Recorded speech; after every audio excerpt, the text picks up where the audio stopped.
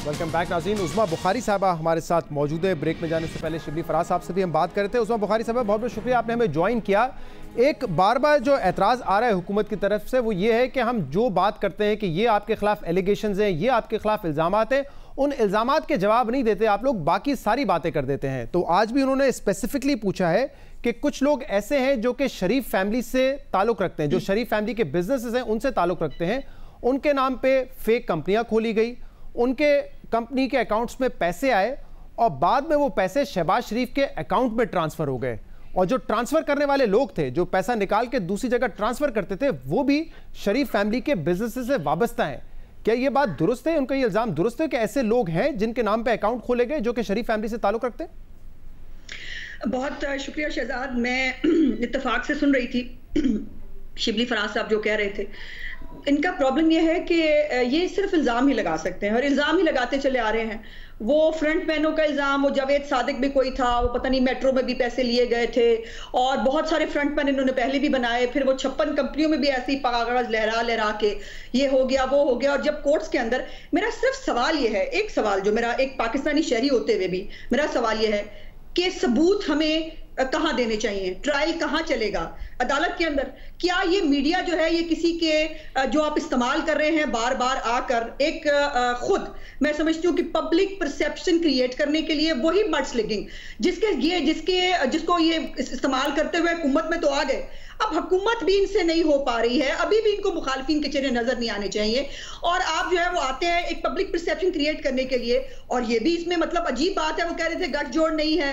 अच्छा, इनको इल्हाम हो जाता है कि इसमें एक बात तो बड़ी अहम ये है ना कि देखें, क्योंकि आप लोग पॉलिटिशियंस हैं, पब्लिक की नुमाइंदगी करते हैं, तो आप पब्लिक को भी जवाब दें ना। अब जैसे मिसाल के तौर पे शुगर कमीशन में शुगर का मामला है, लेकिन आप आके सवाल पूछते हैं ना उनसे कि बताओ कि शुगर कमीशन में क्या हुआ, किसने कितनी चोरी की, तो आप मीडिया में आके सवाल कर सकते हैं, आप जवाब मांग सकते हैं। तो वो आपसे जवाब मांग रहे हैं, आप लोग स्पेसिफिक जवाब नहीं देते इस बात का। ये नहीं, थोड़ा सा फर्क है शहजाद, मेरी सिर्फ गुजारिश सुन लीजिए।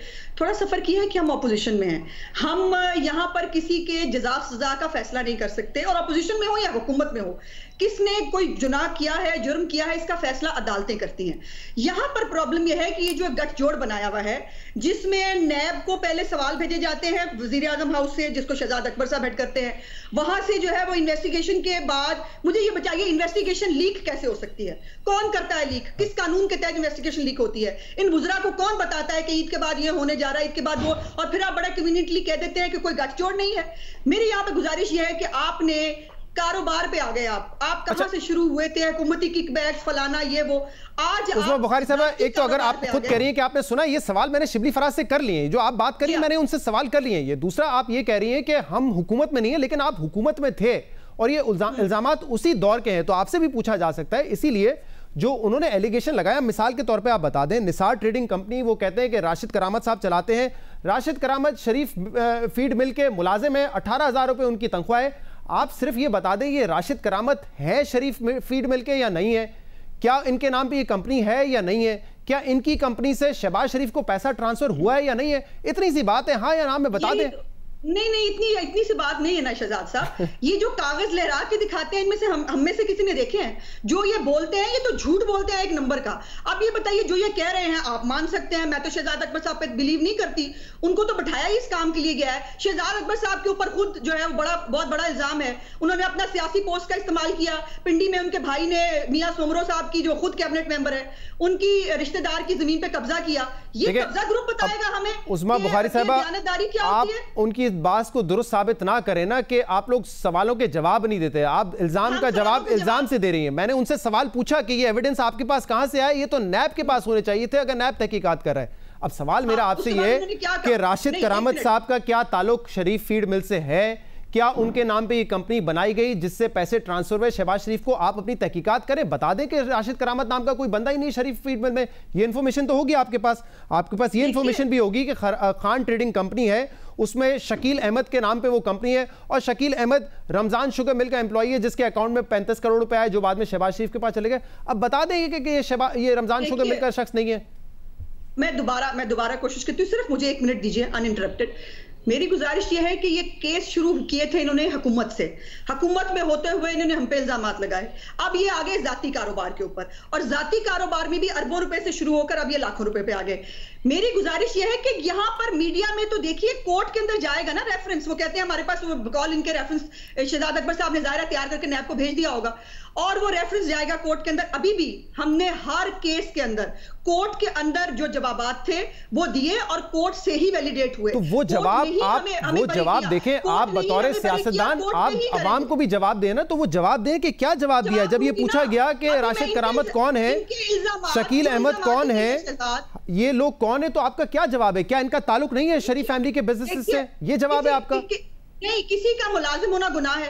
अब आप इनकी पूरी प्रेस कॉन्फ्रेंस, एक मिनट शहजाद, मुझे सिर्फ एक पॉइंट मेक करने दीजिए। मैं चाहती हूँ ताकि सुनने वालों को, जो आप चाह रहे हैं कि हमारे जो वोटर्स हैं, क्योंकि सियासी लोग हैं, आम आदमी को पता चलना चाहिए, मुझे गुजारिश करने दीजिए।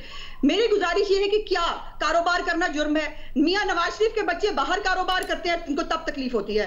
अगर शहबाज शरीफ साहब के बच्चे यहां कारोबार करते थे, इनको तब तकलीफ होती है। कारोबार करना जुर्म है, वहां पर मुलाजिम होना जुर्म है। अगर तो कोई किकबैक्स का इल्जाम ही आज तक लगा नहीं सके ना, मैं यही तो गुजारिश कर रही हूं आपसे। अगर पार्टी फंड के ऊपर किसी ने, इन्होंने लोगों के नाम लिए, सियासी लोगों के, अगर पार्टी फंड के ऊपर किसी ने नून लीग को पैसे दिए, बहुत जुर्म हो गया। और आपकी एटीएम जो है वो आपके लिए जहाज लेकिन देखिए उस्मा बुखारी साहबा, अगर पार्टी फंड के नाम पर पैसा निसार ट्रेडिंग कंपनी में आ रहा है, निसार ट्रेडिंग कंपनी का मालिक सिर्फ 18,000 रुपए कमाता है, उसके अकाउंट में 45 करोड़, तो मैं इसीलिए तो कह रहा हूं कि उनका इल्जाम है, तो मैं आपसे जवाब लूंगा। आप बोल दीजिए कि ये इन लोगों का ताल्लुक शरीफ फैमिली बिजनेस से नहीं है, ना इन कंपनी से पैसे शहबाज शरीफ को ट्रांसफर हुए। अगर किसी ने पार्टी फंड देना है, पार्टी के अकाउंट में देगा, निसार ट्रेडिंग कंपनी को क्यों देगा?